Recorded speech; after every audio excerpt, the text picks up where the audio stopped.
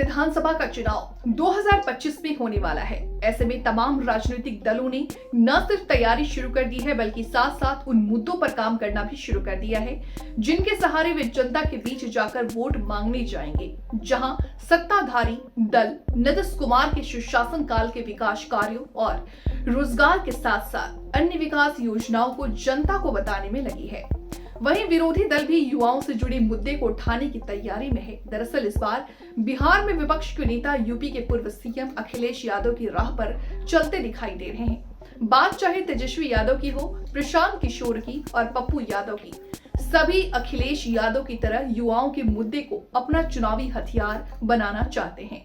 दरअसल जिस लोकसभा चुनाव के दौरान बीजेपी को घेरने के लिए अखिलेश यादव को सिपाही भर्ती परीक्षा का मुद्दा बतौर बूस्टर डोज मिला था, उसी तरह बिहार में इन दिनों विपक्षी नेताओं को बीपीएससी अभ्यर्थियों की मांग का मुद्दा मिल गया, जिसको लेकर विपक्ष के नेताओं में जंग छिड़ गई है। दरअसल लोकसभा चुनाव के दौरान यूपी में सिपाही भर्ती परीक्षा का मुद्दा गर्म था और इसी मुद्दे को उठा अखिलेश यादव ने योगी सरकार पर खूब हमला बोला, जो एक तरह से अखिलेश यादव के लिए बूस्टर डोज साबित हुआ और चुनाव में समाजवादी पार्टी को अधिक सीटें मिली थी।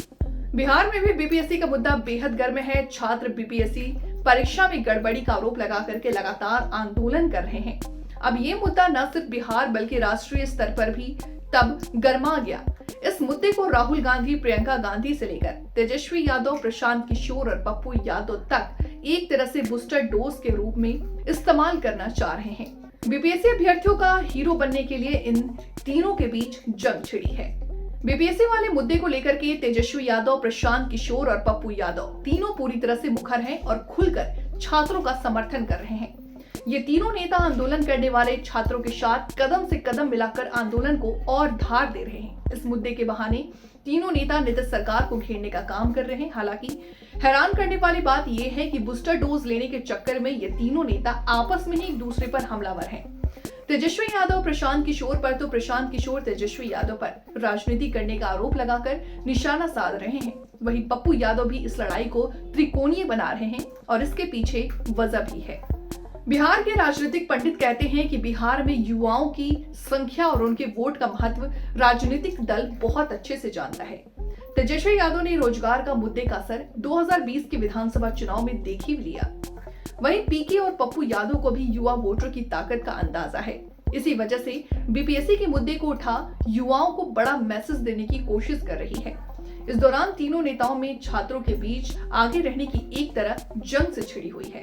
किसी भी चुनाव में युवाओं की ताकत किसी भी परिणाम को प्रभावित करने में सबसे महत्वपूर्ण रोल अदा करती है। बेशक अखिलेश यादव को सिपाही भर्ती मुद्दा उठाने के बहाने युवाओं का सुझाव का फायदा वोट के तौर पर मिला था, जो बाद में सीट के तौर पर भी दिखती है।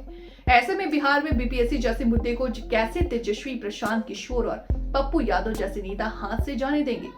लेकिन महत्वपूर्ण ये है कि युवा परीक्षार्थी किसके साथ खड़े होते हैं, ये महत्वपूर्ण है और इसका अंदाजा आप इसी बात से लगा सकते हैं जब ये नेता एक दूसरे पर आंदोलन को कमजोर करने का आरोप लगा युवाओं को ये कैसे दे रहे हैं कि वहीं उसके मुद्दे को सही तरीके से उठा रहे हैं।